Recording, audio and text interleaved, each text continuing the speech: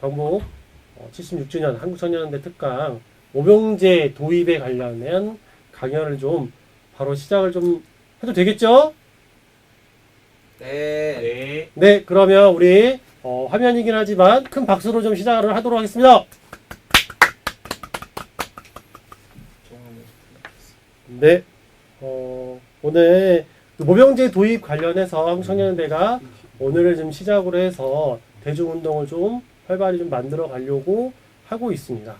평화건축의 첫 번째 프로젝트로 추진하고 있는데요. 그래서 좀 준비한 강연이기도 합니다. 네, 제가 처음이어서 네, 오늘 좀 함께 좀 강연을 이끌어 주실 우리 소장님을 좀 모셨는데요. 일단 평화네트워크 그리고 한겨레 평화연구소 소장님이신 정욱식 강사님을 좀 모셨습니다. 다시 한번 박수로 모시겠습니다. 네, 반갑습니다. 정우식입니다. 네. 일단 간단하게 소장님 소개 좀 해주시면 좋겠습니다. 지금 말씀하신 게 답니다. 아, 네. 네, 되게 평화네트워크 대표를 맡고 있고요. 평화네트워크 대표는 지금 이제 올해로 22년째 지금 장기 집권하고 있는 상황이고요. 지난 6월 달부터는 그 한겨레 평화연구소 소장을 겸직하고 있습니다. 예, 그래서 좀 더 평화로운 세상, 좀 더 행복한 세상을 만들고 싶은데 여러분들과 같이 예, 평화라고 하는 것이 뭐 올 듯 말 듯한 이런 과정들이 좀 반복되고 있어서 좀 송구스러운 생각도 들고 또 화이팅도 해야겠다 이런 생각도 좀 갖고 있습니다. 네, 저도 소장님 책을 네. 쭉 한 목록을 좀 봤었는데 목록만 보셨구나. 아, 네. 네. 오래 전부터 정말 우리나라 평화운동의 대부 정일광 이렇게 좀 책을 좀 통해서 많이 좀 느끼게 좀 됐었는데요. 저희가 좀 생소한 평화운동은 좀 생소하긴 한데 좀 이제 구체적으로 평화운동이라는 게 좀 어떤 거고 좀 우리 이제 한반도에서 우리나라에서는 보통 어떻게 평화운동을 좀 전개하는지 좀 간단하게 좀 이야기해 주시면 좋을 것 같습니다. 뭐 평화운동은 말 그대로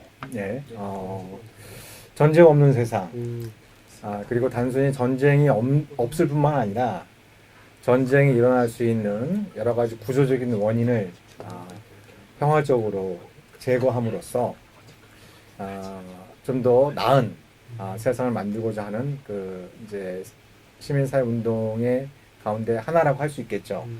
예, 한반도 같은 경우에는 뭐 1945년 흔히 얘기하는 것처럼 외세에 의해서 분단이 시작됐고 1948년도에 남북한이 이제 단독 정부를 수립하면서 분단이 고착화됐고 또 2년 후에는 1950년에는 또 20세기 가장 비극적인 전쟁 중 하나였던 한국전쟁이 발발했고 그 전쟁이 아직도 끝나지 않은 상태잖아요. 네, 예, 그렇죠. 그 전쟁이 아직도 끝나지 않은 상태인데 그 과정 속에서 뭐 여러 가지 우여곡절들이 많이 있었잖아요.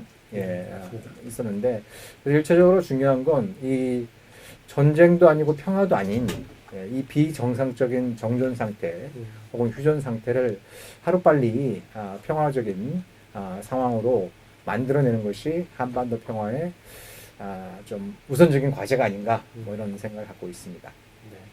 네, 좀 더 아까 말씀하신 더 나은 삶, 더 행복한 삶을 위해서 꼭 필요한 운동이라고 좀 저도 들으면 좀 다시 느끼게 좀 됐었는데요. 저도 이제 어쨌든 우리나라 한반도에서 좀 태어나면서 평화가 정말 중요하다는 생각을 좀 많이 하게 되고 그러면서도 근데 평화를 진정성 있게 어떻게 만들어갈지에 대한 고민을 좀 많이 못했던 것 같아요. 그러면서 오늘 그럼 강연 준비하면서 청년들이 뭐부터 좀 시작을 해볼 수 있을지 이 생각을 좀 많이 좀 하게 됐던 것 같고요. 그래서 저희 청년연대에서도 모병제를 한번 도입해보자 이런 이제 내용으로 강연을 좀 하게 됐습니다. 오늘은 크게 두 가지 좀 방향으로 좀 소장님이랑 좀 이야기를 좀 나눠가려고 하는데요. 첫 번째는 왜 우리가 지금 이 시기를 평화의 시대라고 하는지에 대한 이야기를 하나 좀 나누고요. 그리고 평화의 시대 왜 모병제가 필요한지에 대해서 좀 이야기를 나눠보도록 하겠습니다. 저는 2018년도 4월 27일 날 그리고 9월 9일 이제 평양 공동선언이랑 판문점 선언을 좀 보면서 진짜 평화의 시대가 왔다 이렇게 좀 많이 느꼈던 것 같아요. 저는 좀 연배가 있어서 나이가 있어서 6.15 경험을 했던 이제 세대이기도 하지만 그때는 그냥 정상이 좀 잠깐 만났다. 되게 중요한 만남이었다 정도였는데 이번 남북 정상과 뭐 북미 정상이 만나면서 정말 새로운 시대가 오는구나라는 생각을 좀 많이 하게 됐었는데요. 소장님은 좀 어땠었나요? 그러니까 그 2018년도에 4월 27일 날 남북 정상회담이 열렸고 네. 또 6월 12일 날에는 사상 최초의 북미 정상회담도 맞습니다. 열렸죠. 그래서 이제 이제는 정말 한반도 평화가 오는 것 같다. 네? 이런 기대가 굉장히 높았었죠. 높았었어요.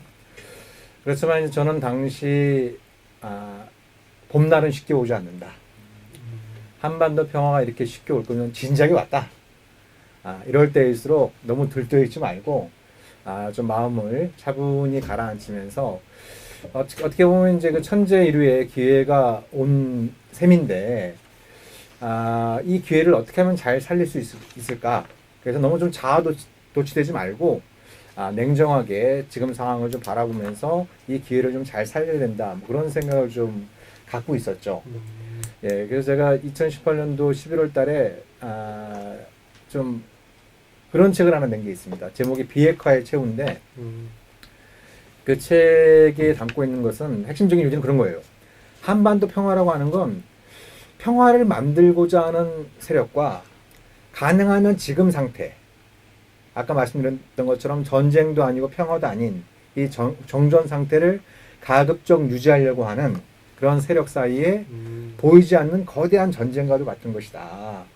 그래서 평화를 향한 작용이 일어나면 어김없이 그걸 막으려고 하는 반작용도 반드시 일어날 수밖에 없고 지금까지 역사를 돌아보면은 안타깝게도 평화를 향한 작용이 반작용에 의해서 번번이 제압당해 왔던 그런 역사가 반복되어 왔기 때문에 2018년 상황에서도 또다시 그런 상황이 재현되지 않기 위해서는 우리가 어느 때보다 좀 냉정하고 좀 실력을 키워야 될 때다 라는 취지를 담은 책이었죠. 그래서 근데 안타깝게도 그때 좀 저의 불순한 좀 예상이 맞아떨어진 것 같아서 좀 착잡한 심정도 갖게 됩니다. 네. 아직 뭐 완벽하게 뭐 평화 시대는 오지 않았고 좀 그런 과정들 그리고 우리에게 주어진 그만한 좀 과제들이 좀 있다. 좀 이렇게 좀 저도 좀 그렇게 좀 요즘 보고 있긴 한데요. 그러니까 최근 상황을 보면 그렇잖아요. 7월 27일 날 13개월 만에 남북 그 통신선이 복원이 됐단 말이에요. 복구가 됐어요. 그 이제 그걸 복구하면서 남북한 당국이 이 통신선 복구를 통해서 남북 관계 회복과 발전에 대해서 상당히 또 기대감을 높이는 그런 입장도 내놨었어요. 또 많은 또 국민들도 그런 기대감을 갖게 됐고 그렇지만 지금 상황이 보세요. 지금 남측에서 전화를 걸어도 북측에서 또 안 받습니다. 예? 예. 그러니까 그 과정에서 이 한미연합훈련을 둘러싸고 남북 양측의 갈등이 또 굉장히 높아지고 있는 상황이에요. 높아지고 있는 이런 어떤 그 상황인데 최근의 상황만 놓고 보더라도 뭐 그런 측면이 있지만 이게 일시적인 현상이 아니라는 겁니다. 일시적인 현상이 아니라고 하는 이런 그 부분들이 있기 때문에 한반도 평화는 뭐 당연히 와야겠지만 그게 결코 쉽지 않다라는 것을 어떻게 보면 2018년 이후에 과정에서도 우리가 거듭 확인할 수 있는 것 같아요. 네. 아직 좀 우리에게 좀 과제가 있고 좀 더 만들어가야 되고 네, 또 복잡한 지금의 사회에서 우리 역할이 좀 뭐 필요하다라는 생각이 좀 드네요. 네. 북미 공동선언 그리고 이제 남북 공동선언을 통해서 약속한 게 있었죠. 네. 그렇죠. 예. 서로 싸우지 말고 쉽게 얘기하면 싸우지 말고 군사적 대결을 좀 줄이고 좀 더 뭐 한반도 평화를 위해서 더 나아가 보자라고 하는 이제 군사 합의가 있었던 걸로 좀 알고 있는데요. 군사적 대결을 좀 줄이자고 하는 것 구체적으로는 어떤 내용이 좀 담겨져 있을까요? 그러니까 4.17 판문점 선언에도 여러 가지 내용이 있지만 가장 중요한 것은 남북 정상이 만나서 이제 한반도에 더 이상 전쟁은 없다. 그러니까 부전의 맹세를 했고 서로 공격하지 않겠다. 네. 상호간의 불가침을 약속했고 또 군사적 긴장 완화와 신뢰 구축 조치를 취하고 더 나아가 단계적인 군축을 추진하고 하기로 합의를 했단 말이에요.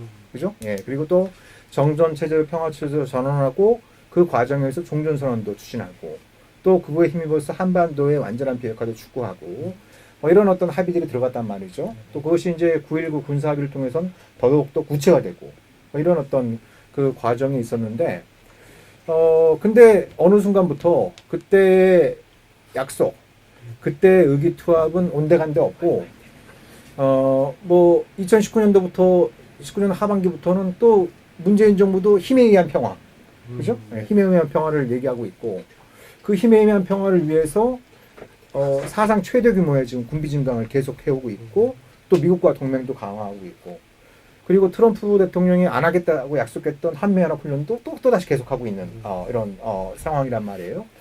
그래서 지금 우리나라 군사력이 얼마나 강해졌냐면 2017년도 문재인 정부 출범할 때 세계 12위로 평가가 됐었는데 작년과 올해는 세계 6위로 평가되고 있어요.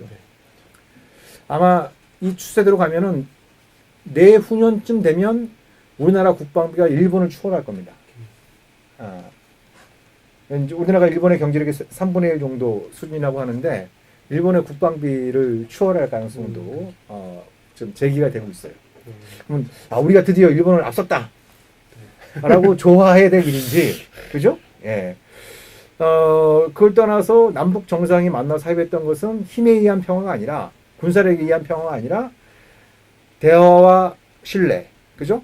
그리고 정전체제를 평화체제로 전환하고 한반도의 완전한 비핵화를 추구하는 그런 어떤 공고한 평화를 약속했는데 어느 순간부터 문재인 정부는 강력한 한미동맹과 국방력에 의한 평화를 얘기하고 있고 북한도 또다시 이른바 국가 핵무력에, 핵무기에 의한 평화를 얘기하고 있단 말이에요. 그죠? 예. 그래서 이게 2018년이 불과 3년 전의 일인데 지금 아득한 옛일처럼 느껴질 정도로 그 사이에 지난 3년 동안 어떻게 보면 남북관계 또 북미관계 전반적으로 보면 한반도의 평화 상태가 썩 좋아졌다라고 말씀드리기는 좀 어렵죠. 네, 어쨌든 쉽게 해서 남과 북미가 어쨌든 약속을 했는데 약속이 잘 지켜지지 않고 있다. 뭐 당장 뭐 훈련을 하지 않겠다고 약속을 한 건데 핑계를 대면서 이제 훈련하고 있는 것도 그렇고 방금 얘기했던 국방비를 줄여나가는 게 약속이었는데 사상 최대의 국방비 증액 그리고 그게 이제 자랑스럽게 이야기하는 부분들이 아직까지 좀 평화 시대를 좀 앞당기기에는 그 약속 이행 부분에서 많이 좀 떨어지고 있다 이렇게 좀 보이긴 하네요. 그 내용은 저는 이제 지금이 잘 이행되고 있지는 않지만 약속했던 내용은 정말 파격적이었던 내용 부분도 있는 것 같고 약속 중에서 좀 궁금했던 건 선제적 평화 군축 이 부분들이 좀 있고 그리고 그 약속을 기반으로 해서 이제 시민사회 단체나 평화 운동하는 많은 단체들에서 선제적 평화 군축을 우리가 좀 단행을 해야 된다. 먼저 우리가 선행을 해야 된다는 이야기들 많이 나오는데요.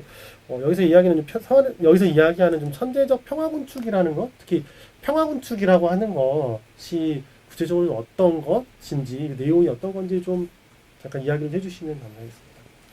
뭐 남북 합의에서 어느 쪽이 선제적으로 군축하겠다라고 하는 내용은 없어요.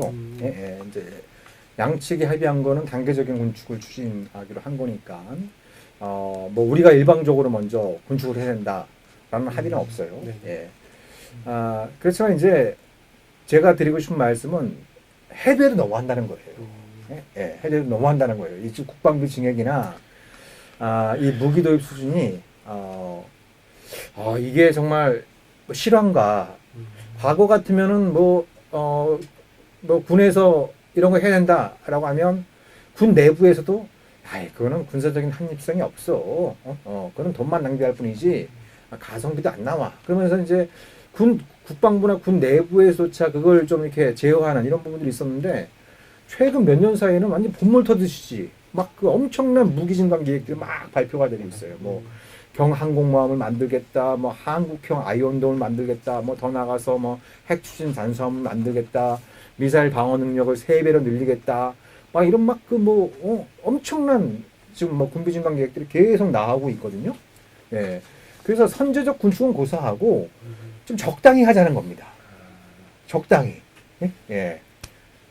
그러니까 지금 그 문재인 좀 아까도 말씀드렸던 것처럼 문재인 정부 들어서 좀 국방비가 엄청나게 늘어나고 무기 도입이 많이 늘어나고 있는데 그렇게 보면은 무기 도입 예산이 이명박 박근혜 정부 때보다 거의 한 2배 정도로 늘어났어요. 지금.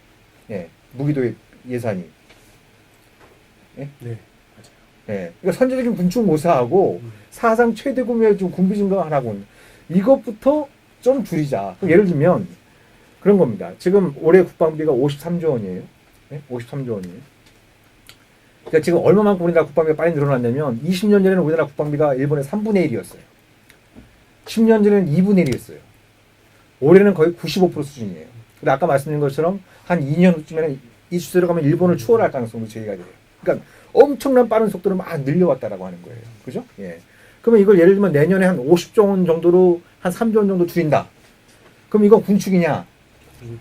자, 국방비를 좀 줄여도, 그죠? 국방비를 예를 들면 50조 원을 책정을 해가지고 거기에 방위력 개선비로 불리는 무기 도입 예산을 그 중에 한 17조 원 정도로 책정을 했다. 사실 17조 원의 그 무기 도입 예산도 상당한 수준의 군비 증강에 해당되는 거예요. 그러니까 국방비를 좀 줄여도 군비 증강은 계속 이루어질 수 있다는 거예요. 예. 그러니까 우리가 좀 사람들이 좀 오해할 수 있는 게 국방비를 줄이는 게 굉장히 엄청난 수준의 군축을 하는 거라 생각하기 쉬운데 그게 아니라는 겁니다. 예. 그런 어떤 측면에서 볼 때 선제적 군축 이전에 좀 적당히 하자. 적당히 해라. 이 얘기를 좀 하고 싶은 거예요. 좀 궁금한 게 문재인 대통령이 저는 이제 김대중 대통령이랑 뭐 비교할 문제는 아닌 것 같은데 어쨌든 좀 친해지려면 그리고 북이랑 좀 가까워지려면 당연히 이제 평화 군축을 하고 약속을 지키는 게 당연하다고 생각이 드는데 이 국방비가 계속 늘려나가고 그리고 이제 그 무기 전쟁 무기 공격형 무기를 계속 사들이는 거는 어떤 이유가 있을까요? 일단 문재인 대통령이 좀 특전사 출신이잖아요. 예, 뭐 그런 어떤 개인적인 부분도 좀 반영이 된 것 같고 예전부터 강력한 국방력을 좀 신봉하는 예. 예전부터 좀 그런 좀 성향이 있었죠. 예. 사실 노무현 정부 때도 그랬고요. 예.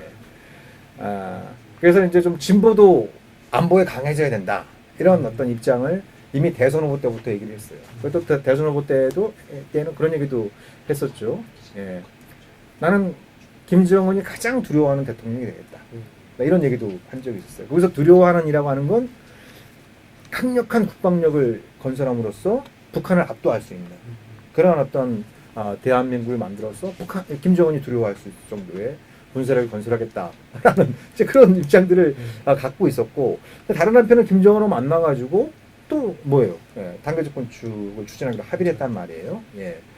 그래서 이제 그 과정에서 뭐 또 전지 작전권을 환수하려면 그죠? 연합훈련도 해야 되고 뭐 또 무기도 많이 사들여야 되고 뭐 이런 거예요. 예, 이런 어떤 논리에 또 떠밀려 가지고 결국 임기 지금 뭐 아직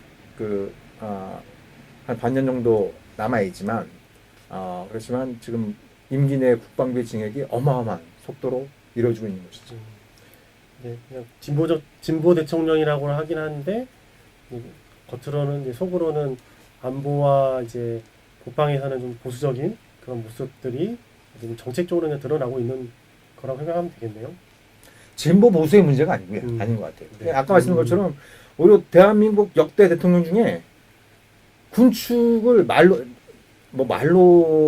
좀 뭐 끝나는 측면은 있지만 군축의 필요성을 가장 강력히 역사한 사람이 누군지 아세요? 역대 대통령 중에? 군축. 네. 이명박 대통령이에요. MB였어요. 네. 네. 그 2008년도 그 8.15 경축사에서 왜 군축을 해야 되는지. 네? 그때 그 내용을 보면은 이게 대통령의 8.15 경축사인지 진보당이나 평화네트워크의 성명인지 구분이 안 갈 정도로 군축의 필요성에 대해서 막 구설적 얘기를 했단 말이에요. 네? 네.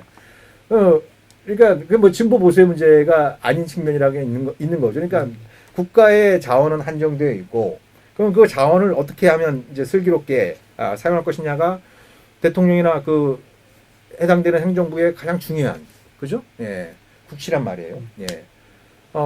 근데 이제 안타깝게도 MB는 국방비를 좀 줄이거나 최대한 좀 그 인상률을 억제해가지고 딴 데 쓰려고 했던 거죠. 4대강이라든지 무슨 뭐 자원외교라든지 예? 이런 쪽에 엉뚱한 방향으로 이렇게 쓰려고 했던 것이 폐였는데 어찌되었든 보수적인 대통령이라고 했던 이명박 대통령이 군축협력선을 가장 강력히 역설은 했다라고 하는 것은 좀 굉장히 좀 웃고픈 예, 그런 아이러니다라고 볼 수 있겠죠. 네. 그래요. 뭐 제가 원래는 배경은 이제 지금은 평화 시대라고 이야기했는데 아직 평화 시대는 아직 멀었다. 그리고 평화 시대를 앞당기기 위해서 할 일이 많다. 일단은 여기까지 좀 일단 첫 번째 좀 정리를 좀 하고 넘어가도록 하겠습니다. 두 번째 주제는요. 이제 오늘 좀 주된 이제 뭐 이야기를 듣고 싶은 내용인데요. 징병제와 이제 모병제 관련된 이야기를 좀 나누려고 합니다. 뭐 누구나 다 대한민국 사람이 알고 있는 게 대한민국 20세가 넘어가고 남자들은 군대를 가야 된다라고 하는 게 기본 상식이고 이제 뭐 한 번도 바뀐 적이 없으니까 좀 이제 어떤 제도에 근거해서 이 징병제가 좀 이루어지고 있는지 좀 뭐 그 역사나 이런 것 좀 간단하게 좀 이야기해 주시면 좋을 것 같습니다. 예, 그러니까 뭐 크게 보면 이제 나라마다 뭐 어떤 형태는 이제 병역 제도를 운영을 하고 있죠. 예. 국가 안보라고 하는 것이 해당되는 국가의 아주 중요한 존재 이유로 간주가 되어 왔던 만큼 국방의 필요를 충당하기 위해서 어떠한 형태로 이제 병역 제도를 운영을 해온 거죠. 그래서 뭐 그 병역 제도라고 하는 것은 그 해당된 나라의 여러 가지 뭐 그 지리적인 여건, 그 다음에 이제 주변 국가들과의 관계, 그죠? 예. 그 다음에 그 국가의 전통적인 뭐 문화, 또 사회 구조, 또 인구 구성, 뭐 이런 거에 따라서 이제 좀 뭐 적절한 병역 제도를 선택하는 이런 부분들인데, 크게 보면 이제 쉽게 말하면 이제 강제로 그 병력을 충당하는 방식이 징병을 통해 충당하는 방식이 징병제인 것이고, 그걸 개인의 선택에 맡기는, 그죠? 개인의 선택에 맡김으로써 지원병을 받는 것이 모병제라고 이렇게 할 수 있는 것이죠. 그래서 뭐 전 세계 한 200개 국가 좀 가까이 되는데 지금 현재 보면은 징병제를 유지하고 있는 나라가 한 60여 개국 정도 된다고 해요. 남북한을 포함해서 한 60여 개국 정도가 징병제를 유지하는데, 근데 그 징병제도 굉장히 많이 달라요. 예, 나라마다 좀 다른 측면들이 있어요. 예를 들면 뭐 노르웨이나 스웨덴 같은 경우에는 징병제를 채택하고 있는데 실제 징집률은 굉장히 낮아요. 한 20-30% 정도밖에 안 돼요. 네. 그럼 이게 징병제가 맞나? 그러니까 그 일정 정도 연령을 지난, 그러니까 뭐 만 20세 이상의 모든 남성, 또 때에 따른 여성까지 징집 대상에 포함시키고 있는데 군대에 가고 말고는 또 본인이 선택할 수 있어요. 네. 그러니까 징병제, 그 형식적으로는 징병제를 유지하고 있지만 실질적으로는 모병제에 가까운 그런 제도를 운영한 나라라고 볼 수 있는 것이죠. 그래서 뭐 나라마다 좀 차이는 있는데, 근데 전반적인 추세는 모병제가 좀 세계적인 추세다라고 말씀을 드릴 수가 있겠죠. 네. 지난 그 4월 27일 사체 보궐선거 서울 뭐 그냥 부산시장 이제 끝나고 나서 한참 이제 이 징병제도, 그러니까 병역제도에 대한 이야기들이 많이 나왔었던 게 있어요. 그 젠더 갈등까지랑 뭐 남자는 피해를 보고 있다 막 이런 이야기를 시작으로 해서 한번 이제 모병제 이야기도 있었고, 남녀 평등 고무제, 여성도 군대를 보내야 된다 뭐 이런 얘기도 나오고, 지금 이제 뭐 위헌 소송이 났던 군 가산점을 다시 부활해야 된다는 이야기들이 좀 나오기도 하고, 또 거기서 모병제도 전환해야 된다 이야기도 다양한 주장들이 좀 있었는데요. 좀 어떻게 좀 보셨어요? 그때 좀 그런 약간 그 군 병역 제도에 대한 좀 이슈, 그리고 거기에 대한 다양한 주장들에 대해서 좀 소장님은 좀 어떻게 좀 보셨는지 좀 의견은 좀 어땠는지 좀 듣고 싶습니다. 그러니까 지난 선거 때 이제 이른바 그 이남자인가요? 네, 이대 이남자. 남녀, 이남자. 그러니까 20대 남성의 압도적인 비율이 이른바 이제 좀 국민의힘, 보수 정당을 지지하면서 더불어민주당 쪽에서 좀 화들짝 놀란 거죠. 이러다가 큰일 나겠다. 그래서 뭔가 20대 남자의 마음을 사로잡을 수 있는 방법이 뭐가 있겠나? 라고 이제 해서 떠올린 게 바로 뭔가 병역주대를 바꿔야겠다. 그래서 좀 뭐 어떤 사람은 과감하게 모병제를 도입해야 된다 이렇게 주장하는 사람도 있고 또 뭐 남녀평등 복무제 뭐 이런 걸 또 주장하는 사람도 있고 또 뭐 정당을 떠나서 말씀하신 것처럼 뭐 군 가담제를 부활하자 뭐 어떠한 형태든지 좀 그 복무자에 대해서 좀 혜택을 줘야 된다 이런 얘기들이 좀 나왔던 거죠. 예. 근데 전반적으로 받는 느낌은 너무 즉흥적이에요. 너무 즉흥적이에요. 그러니까 이게 모병제 얘기가 나온 지가 사실 한참 됐어요. 네, 맞아요. 한 20년 더 됐어요. 예. 근데 지난 20년 동안 모병제를 둘러싼 논의의 어떤 발전 수준이 거의 제자리걸음인 것 같아요. 혹은 오히려 더 후퇴한 느낌마저 들어요. 후퇴한 느낌마저 이렇게 드는데 그게 뭐 여러 가지 이유가 있는 거죠. 모병제 얘기가 나오면 지난 20년 동안 거의 뭐 이제 이 기성세대나 정부에서 했던 얘기는 시기상조다. 시기상조란 말만 개 주구장창 되풀이해왔던 거예요. 그러니까 시기상조라 그러니까 뭔가 차분히 검토하고 준비하려고 하는 이런 것보다는 시기상조라 그러니까 뭔가 얘기 나왔다가 다시 들어가고 얘기 나왔다가 다시 들어가고 이게 20년 동안 반복되었던 거예요. 그러니까 뭔가 병역제도를 둘러싼 어떤 질적인 발전 자체가 지난 20년 동안 거의 이루어지지 않았던 거예요. 예. 그러다 보니까 정치인들이 내놓고 있는 그 해법 자체가 해법은 고사하고 오히려 더 갈등을 더 좀 부추기는 그런 소지가 큰 것이죠. 예. 아니 군 가산점 부활 같은 경우에도 이미 헌재에서 위헌 판결이 나왔단 말이에요. 그러니까 안 되는 거예요. 그렇잖아요. 예. 안 되는 거란 말이에요. 근데 그걸 다시 마치 부활할 수 있는 것처럼 얘기해가지고 뭔가 이 또 군필자들에 대해서 뭐 그 희망을 주는 것 같지만 그건 일종의 희망 고문이거든요. 예? 실질적인 혜택은 줄 수 없으면서 뭔가 그 사람들 위해서 뭔가를 할 것처럼 얘기하는 뭐 이런 부분들. 아니 남녀평등 복무제 같은 경우에도 아니 지금 우리나라 병력수가 부족합니까? 예? 병력수가 부족해요? 그게 아니거든요. 그럼 여성까지 징집해가지고 그럼 도대체 여성은 그러면 도대체 몇 개월 동안 복무하게 되고 그죠? 그러면 여성을 징집할 경우에 또 여성 또 그에 맞춰갖고 부대 구조부터 싹 바꿔야 돼요. 그죠? 예? 예. 그럼 또 국방비도 엄청 늘어나게 되겠죠. 그럼 그게 딱 우리 경제에 또 부담으로 작용을 하게 되겠죠. 예? 그럼 안 그래도 좀 사회에 남아있는 젊은이들 별로 없잖아요. 많지가 않아요. 예? 그러면 여성까지 징집을 하면 우리 사회 젊은이는 사회에 남는 젊은이는 더더욱 없어지게 되는 거예요. 그러니까 왜 지금 문제를 갖다 풀어가는 방식이 지금 문제를 풀므로써 지금 그러니까 남성들이 상대적인 박탈감을 느끼는 건 당연한 거예요. 맞아요. 그렇잖아요. 예. 가장 어떻게 보면 이제 그 인생의 황금기라고 할 수 있는 그것이 학업이 됐던 직업이 됐던 뭔가 잘 준비해서 사회에 진출을 해야 될 시기에 2년 안팎. 그러니까 뭐 복무기간이 18개월로 단축됐다고 하지만 뭐 앞에 군대 가는데 준비하는 시간 또 제대한 다음에 또 적응하는 시간 막 이런 거 따지면 2년이 넘는 거죠. 대체로 넘는 이 황금 같은 시간을 고스란히 빼앗긴다라고 하는 생각이 드니까 박탈감을 느끼는 건 당연한 거예요. 근데 그 박탈감을 왜 여성을 징집해서 해소하겠다? 왜 이런 식의 발상을 하는지 저는 사실 좀 쉽게 동의하기 힘든 거죠. 네, 그냥 즉흥적인 표를 의식한 그냥 그런 공약들이라는 것 좀 소장님처럼 정말 이 전문가들을 통해서 어떻게 우리가 병역제도 개혁을 해야 되는지 이런 고민들을 나누기보다는 그냥 좀 표를 의식한 정치인들이 좀 한번 좀 훅 지나갔고 지금도 좀 조금씩 나오곤 있긴 한데 저도 보면서 이렇게 답인가 그리고 이렇게 가정계 우리에게 도움이 되는 건가 하는 생각을 좀 많이 들긴 하면서 다시 좀 공부를 좀 하고 있습니다. 그래서 좀 청년들이 모병제 그리고 징병제도를 어떻게 좀 개선하고 바꿔 나가야 될지에 대한 고민들도 좀 많이 좀 필요할 것 같습니다. 아까 뭐 말씀드렸는데 전 세계 한 200국의 나라 중에 지금 징병제를 하고 있는 나라가 한 60개 정도가 있다고 하는데 그것이 징병제가 좀 문제가 있기 때문에 좀 모병제로 많이 바꾸고 있는 거 아닌가 그렇게 생각이 드는데 그러면 지금 가지고 있는 징병제가 가지고 있는 문제가 좀 어떤 것들이 있을까요?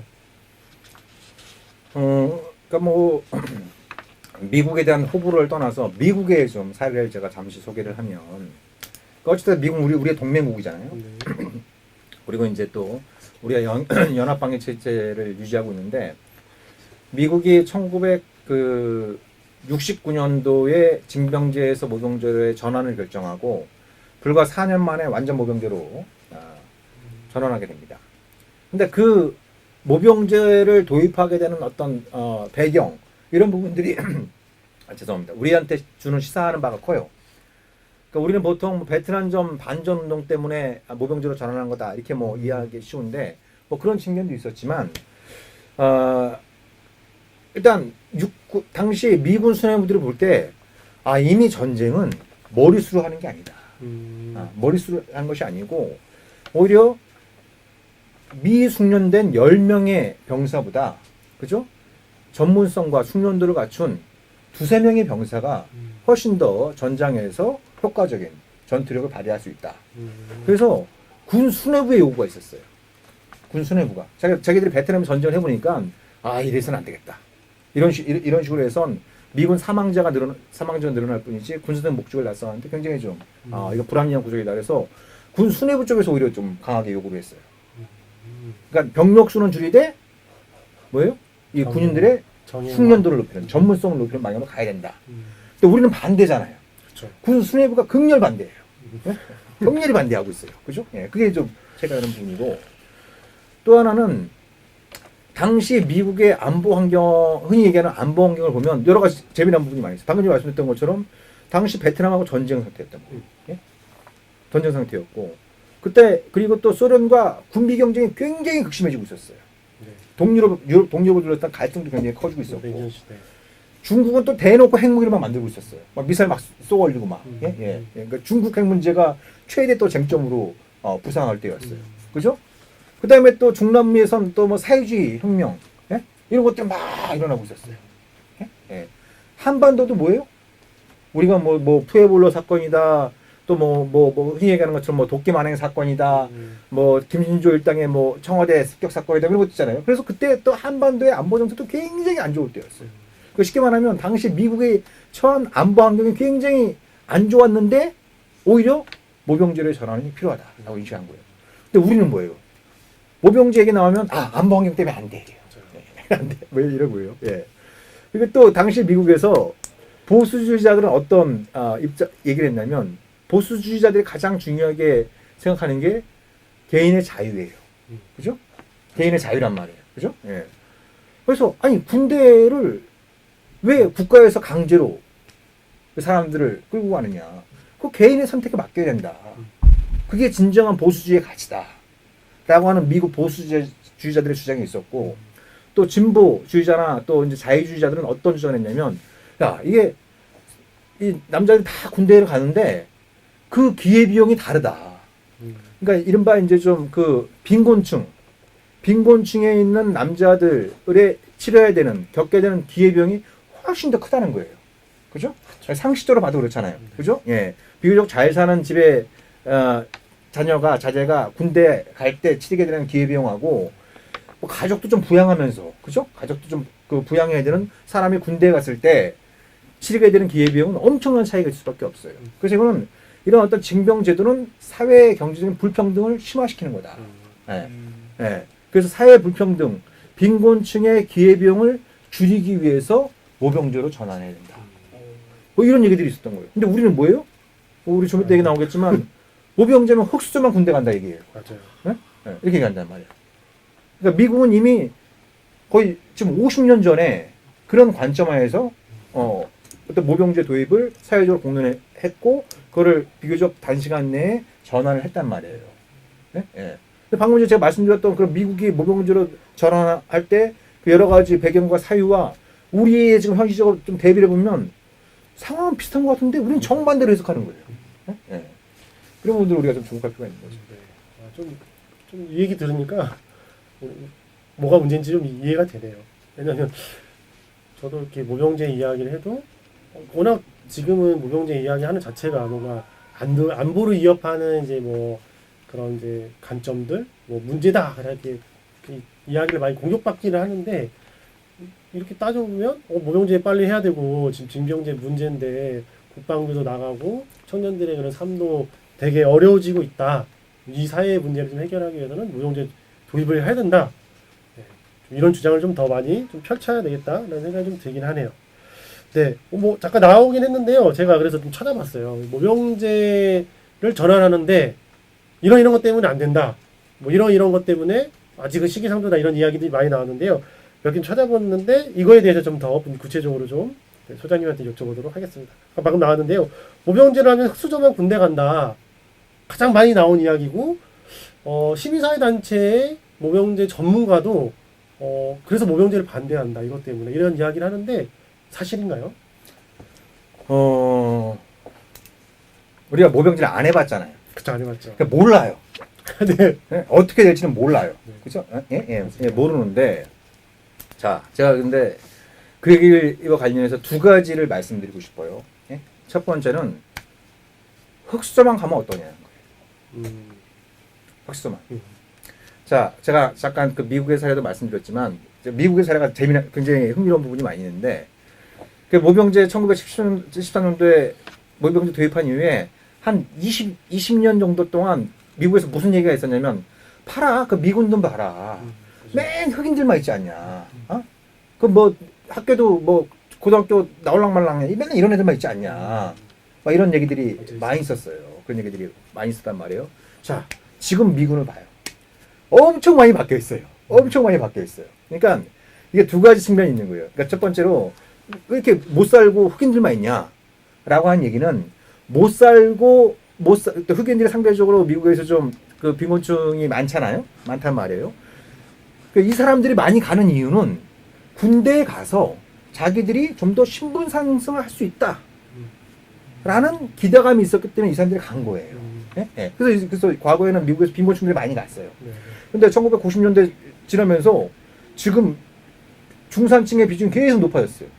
그래서 작년에 미군 입대자 중에 그 비율로 보면 중산층이 60%가 넘어요.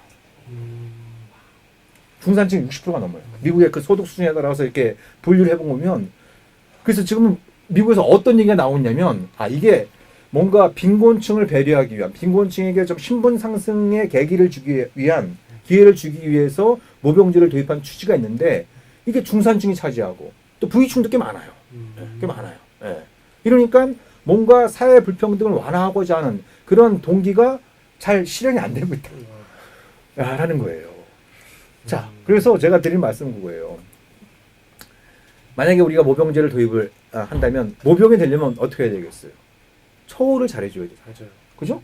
가기 싫은 군대가 아니라 가고 싶은 군대를 만들어야 돼요. 급여도 그렇고 근무 여건도 그렇고 사회적인 어떤 그 평가도 그렇고 막 그렇단 말이에요. 그렇잖아요? 예, 그렇단 말이에요. 예. 그러면 제가 대충 통계를 봤어요. 자, 이러면 이제 3인 가족 기준으로 볼 때 한 400만 원 정도가 그 기준 중위소득이에요. 그래서 보통 우리가 중산층으로 이제 분류를 할 때는 그 기준 중위소득의 75%부터 200% 사이에 있는 그 가구를 중산층이라고 얘기를 해요.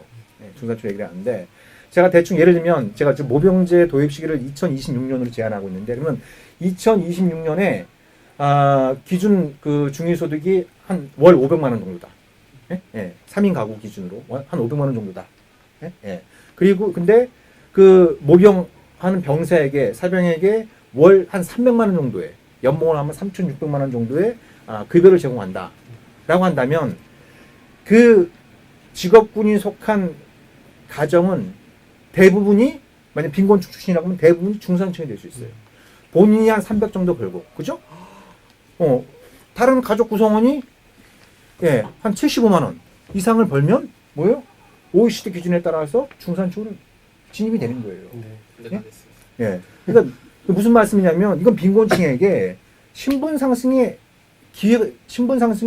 사다리를 우리 사회가 하나 놓아주는 겁니다. 지금 계속 보세요. 지금 수십 년 동안 청년 빈곤 문제, 이 불평등 문제 이런 거 관련해서 정치인들이 얼마나 많은 약속들을 내놨습니까? 근데 청년 불평등, 청년 빈곤은 더 심해지고 있어요. 심해지고 있단 말이에요. 그래서 이런 희망 고문만 반복할 것이 아니라 아주 잘 설계된 모병제를 도입함으로써, 그렇잖아요? 모병제를 도입함으로써 빈곤층에게 실질적으로 신분 상승의 기회를 제공하는 것이 저는 더 나은 방법이다. 그리고 그게 괜찮은 군대가 되면, 그죠? 괜찮은 직장이 되면 중산층 더 나가서 부유층에서도 군대 갈 사람들 꽤 있을 거다. 라고 거예요.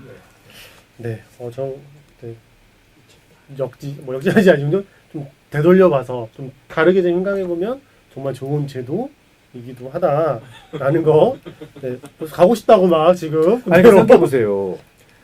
뭐 저는 사실 이제 어느덧 좀 나이가 좀 차가지고 요즘 청년들이 어떻게 지내는지도 잘은 모르지만 가끔 이제 뉴스를 통해서 보게 되면 마음이 많이 아파요. 마음이 많이 아파요. 예? 예. 특히 이제 좀 이렇게 좀 어려운 청년들은 그 알바 몇 가지 뛰느라고 학업도 제대로 못 다녀, 뭐 직장 제대로 못 구해, 뭐 이러면서 이제 계속 다람쥐 쳇바퀴 돌듯이 막 이렇게 굉장히 좀 이렇게 진이 빠지도록 이렇게 지내는 경우들을 많이 본단 말이에요. 그렇잖아요. 만약에 그 청년한테, 그죠?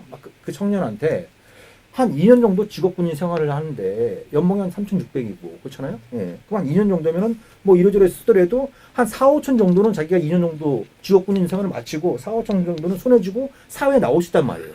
그걸 가지고 공부를 할 수도 있고 창업을 할 수도 있고 뭐 여행을 다닐 수도 있고, 예? 예. 어려운 가정 형편, 뭐 집안을 도울 수도 있고 다양한 선택지를 만들 수 있다는 거예요. 저는 그것이 훨씬 더 빈곤층, 특히 청년들을 위한 좋은 제도이다라고 보는 거예요. 네, 좋은 이야기인 것 같습니다. 좀 다루던 다음 질문 좀 넘어가 보도록 하겠습니다.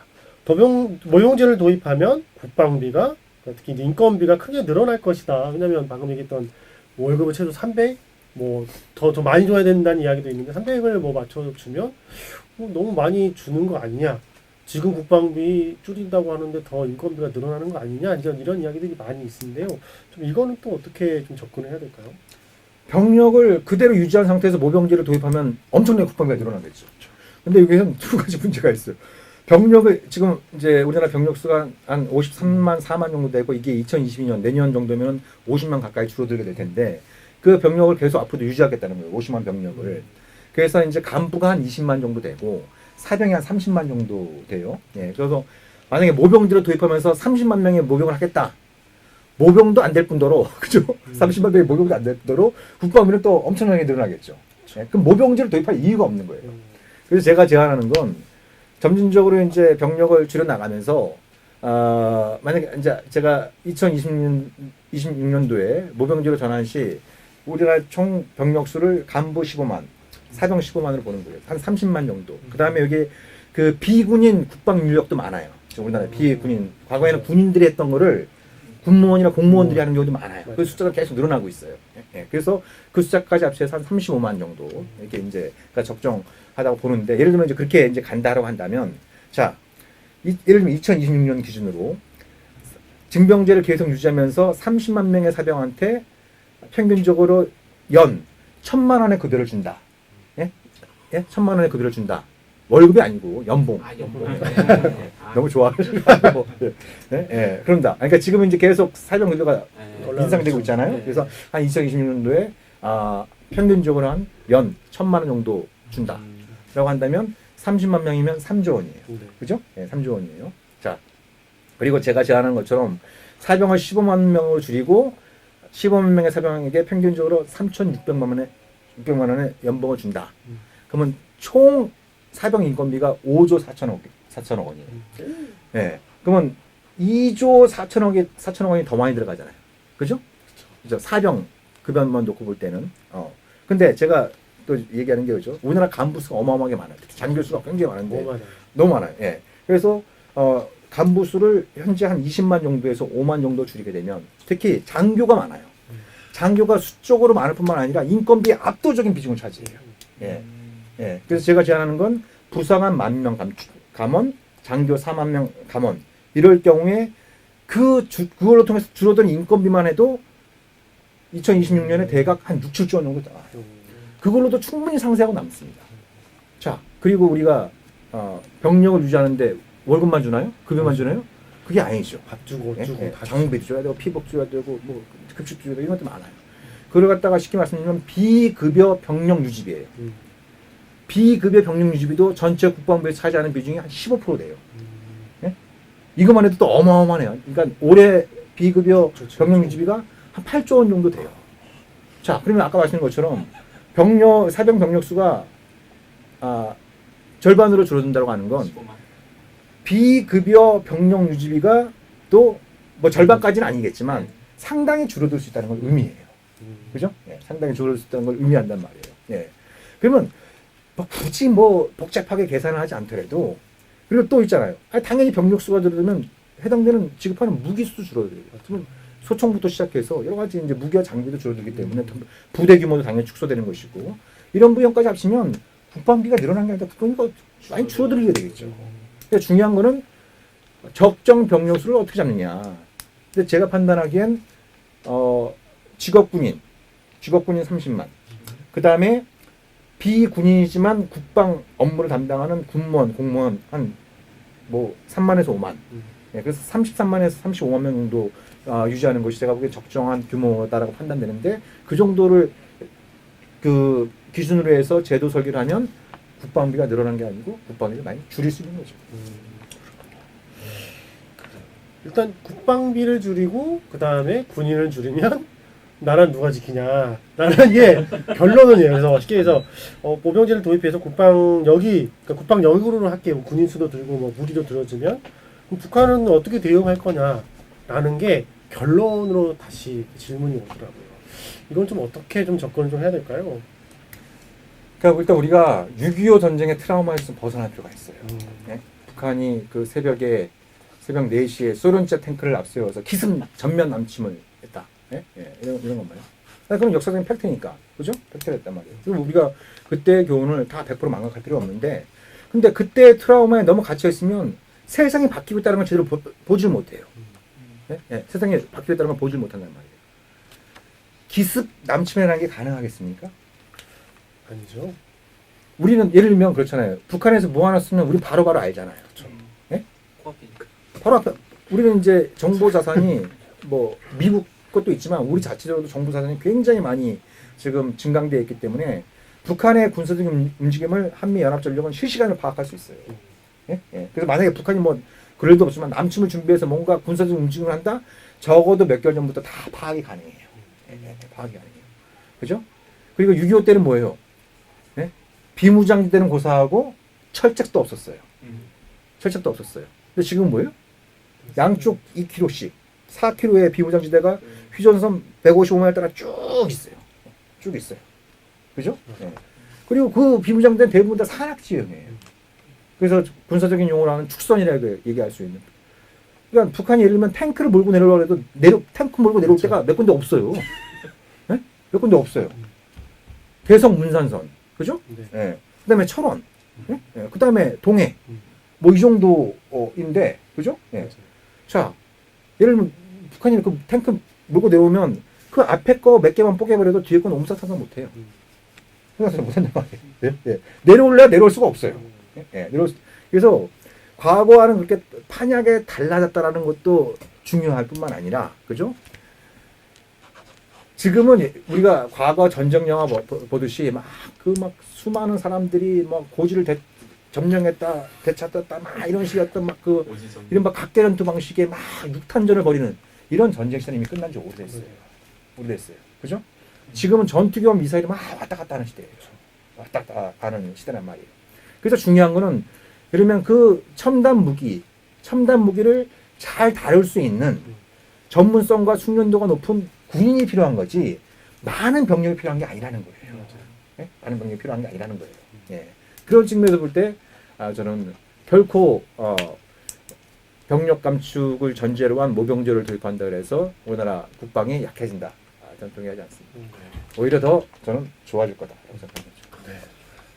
네, 이거는 좀 최근에 이제 가장 많이 좀 이슈되고 뭐 갈등 요소로 좀 작용하는 건데 모병제는 젠더 갈등과 자산 격차를 아까 해소할 수 있다. 뭐 자산 격차는 아까 말씀을 해주실 것 같고 젠더 갈등 요즘에 좀 이슈인데 이걸 어떻게 모병제로 좀 해소할 수 있을까? 좀 궁금하긴 하는데요.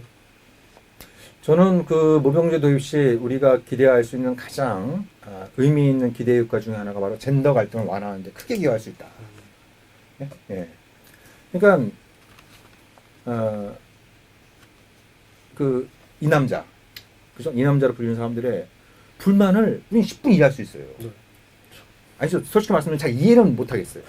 이해를 못 하겠다고 하는 건 저는 그걸 겪어보지 못했기 때문에. 뭐 저도 20대가 있었고 20대 때 군생활도 했었지만 군생활을 하면서 뭔가 여성에 비해서 상대적인 박탈감을 느낀다? 이런 건 그때 거의 없었어요. 거의 없었어요. 왜냐면 뭐 적당히 대학생활 하면 뭐 취직하는데 큰 어려움이 없었고, 그죠? 예.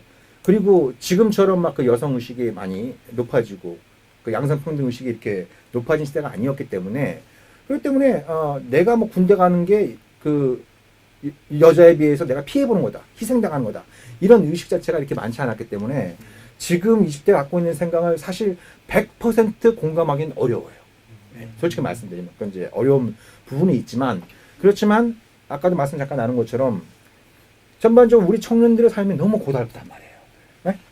그 고달프단 말이에요. 그 고달픈 삶은 그 청년들이 만든 게 아니고 어른들이 만든 거란 말이에요. 기성세대들이 만드는 거 갖다가 지금 이렇게 이제 고생을 하고 있는데 근데 젊은 남자 여자 따질 것 없이 청년들이 다들 힘들잖아요. 근데 자기가 힘든 이유를 뭔가 타자를 통해서 그죠? 타자를 대상함으로써 그걸 갖다가 이렇게 분출하려고 하는 사람들의 욕구가 항상 잠재되어 있어요. 그죠? 예. 그래서 그 잠재된 욕구가 잘못 분출되지 않도록 하는 것은 그것이 사회의 역할인 거죠. 사회의 역할인데 오히려 언론이라든지 일부 정치인이라든지 이런 사람들이 그걸 부추겨요. 예. 부추기는 막 이런 게 있으니까 이대남이 느끼기에 이 남자가 느끼기에 내가 이렇게 인생이 좀 고달픈 거는 여자들 때문이야. 그건 왜냐면 여자는 군대 안 가는데 나는 군대 가기 때문이야. 이런 어떤 좀 이렇게 생각으로 너무 쉽게 쏠리게 되는데 그래서 그런 어떤 원천적인 문제를 해결할 수 있는 방법은 남자든 여자든 원하는 사람이 군대에 가는 그런 제도를 만드는 거다라는 거예요. 네, 좀 이해가 되네요. 지금 뭐 이게 싸울 문제가 아니라 보병제를 도입을 해서 그래서 이거는 전 개인적으로 볼 때 남녀 할 거 없이 어떤 뭐 이렇게 뭐 그 성별 차이에 관계 없이 우리 청년들이 좀 목소리를 내야 될 거라 생각해요. 네. 예? 예. 아니 왜 그러니까 가만히 보세요. 우리나라 이렇게 보면 저도 군대 갔다 왔지만 죄송합니다. 예? 군대 갔다 온 게 죄송한 일이 아니죠. 안 가는 게 좀 이상하긴 한데 지금. 이게 뭐냐면 자 모병제를 보면 이런 문제가 있을 거야 저런 문제가 있을 거야 막 얘기하는 사람들은 대체로 군대 갔다 온 남자들이 하는 얘기예요. 그죠? 그죠? 군대 갔다 온 남자들이 그런 얘기들을 많이 한단 말이에요. 예? 흑수저만 군대 갈 거다. 뭐부터 시작해서 모병이 제대로 되겠냐? 특히 이제 그런 모병이 제대로 되겠냐? 근데 그런 얘기를 하는 사람들은 뭐냐면 자기가 그 징병제라고 하는 제도에서 개고생을 한 사람들이에요. 예? 그쪽을 향해선 소변도 보고 싶지 않은 사람들이에요. 예? 소변도 보고 싶지 않은. 그래서 아니 내가 군대 가서 그렇게 개고생을 했는데 원하는 사람만 군대를 가게 한다? 그럼 누가 가겠냐는 거예요. 예? 누가 가겠냐는 거예요. 그래서 그런 생각이 드는 건 한편으로 볼 땐 굉장히 자연스러운 거예요. 자기들 개고생을 해봤으니까. 예? 그렇단 말이에요. 근데 그런 얘기를 하는 사람들은 모병제를 경험한 사람들이 아니에요.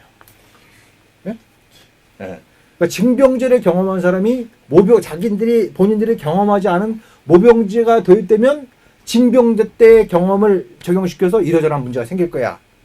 라고 얘기하는 건, 저도 뭐 군대 갔다 온 꼰대 남자 중에 하나지만, 이건 기성대 세대들이 할 일이 아니다.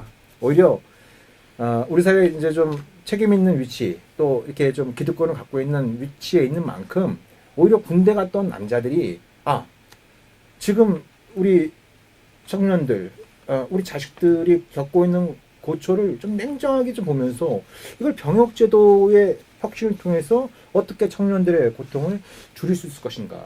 모병제가 그거의 하나의 방법이 될 수 있는 것인가. 라고 하는 이런 부분들에 대해서 좀 더 진지하게 고민하고 또 그것이 괜찮다. 좋은 방향이다. 라고 한다면 오히려 좀 기성세대 군대 갔다 온 남자들이 그런 목소리를 좀 내주는 것이 이 고달픈 청년들의 삶을 만든 이 책임을 네. 조금이라도 덜 쓰는 방법이 아닌가 싶어요. 네, 좋은 이야기였었던 것 같습니다. 좀 이렇게 이슈되고 있는 이제 모병제를 도입하는데 이슈가 되고 있는 이제 질문들을 좀 했었고요. 오늘 강연을 좀 한다고 해서 우리 청년회 회원 청년회에서 우리 회원들이 질문 2가지를 일단 보내준 게 있어요. 사전에 말씀을 좀 못 드리긴 했지만 충분한 대답을 해주실 것 같은데요. 첫 번째, 모병제가 진행된다면 그 과정이 어떻게 될까? 그러니까 모병제 전환이 되면 어떤 과정을 통해서 모병제가 좀 도입이 될지, 그리고 그 전까지 복무하던 사람들은 그대로 전역을 하게 되는 건지, 그리고 아니면 급여만 그냥 인상이 되는 건지, 그리고 마지막은 또 그럼 그 시기에 군대를 미루던 사람은 어떻게 모병제가 전환이 되거나 도입이 되면 적용이 되는 건지, 뭐 전환 이후에 어떻게 도입을 하고 뭐가 좀 달라지느냐 이제 이 얘기를 좀 하는 것 같은데요. 좀 조금 더 아까 이야기했던 것 중에 좀 더 상세하게 좀 이야기를 해주시면 좋을 것 같습니다. 그러니까 뭐 이제 사실 이제 그런 부분들은 모병제를 추진하는 과정에서 우리가 좀 구체적인 방식들을 찾아야 될 텐데 이제 대표적으로 떠오르는 게 이거죠. 예를 들면 아까 말씀드린 것처럼 2026년도에 모병제가 도입된다. 그러면 그죠? 우리 이 남자들은 그럴 거 아니에요. 혹은 이제 우리 10대 후반에 있는 사람, 그 남자애들은 뭐예요? 모병제 될 때까지 어떻게든지 버틴다. 일단 그거 버티자. 예? 뭐 이럴 거 아니에요. 그러면 그럼 이게 징병이 안 돼갖고 그죠? 예. 더더욱 또 난리가 날 수 있지 않냐. 이런 생각을 가질 수 있단 말이에요. 그죠? 예. 근데 그거는 뭐냐면 결국 그거는 추첨을 통해 된다고 생각해요. 그 입영 대상자들을 대상으로 해서 그건 좀 사회적인 합의가 필요한 거죠. 사회적인 합의가 좀 필요하고 그건 추첨 이외에는 저는 뭐 좋은 방법이 떠오르진 않아요. 예, 떠오르지 않는 이런 부분이고 대신 추첨을 통해서 좀 입영하게 되는 이런 우리 청년들에게는 뭔가 예를 들면 제대할 때 뭐 이렇게 뭐 좀 더 이렇게 그 급여를 제외한 어떤 뭔가 우리 사회가 당신이 이렇게 추첨을 통해서 국가를 위해서 이렇게 봉사한 만큼 우리 사회가 그거에 대한 어떤 답례를 하겠다라는 취지로 뭐 이러면 뭐 1,000만 원이면 1,000만 원 이런 형태의 뭐 제대 시기에 그런 사례를 하는 방법도 뭐 생각해 볼 수 있다. 그래서 구체적인 제도 설계는 좀 더 전문적인 논의와 사회적인 공론화가 필요하겠죠. 예. 아직 그 도입을 위한 전환을 위한 이제 논의를 좀 해야 된다. 만약에 결정되면 네, 지금도 뭐 하냐 마냐로 많이 토론이 좀 되고 있긴 한데 네. 좀 이따 할게요.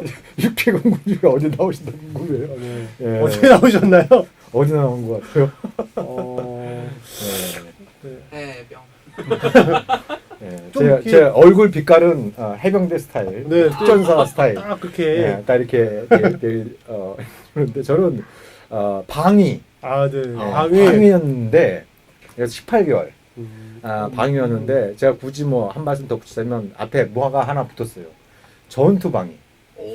전투방위여가지고 저는 그 4.2인치 박격포, 그걸 이제 전투 지원 중대라고 불렀는데 그 4.2인치 박격포 부대에 있었어요. 그래서 제가 조금 좀 억울한 말씀을 좀 드리면은 그런 거예요. 이제 이게 군대 갔다 온 남자의 특징이에요.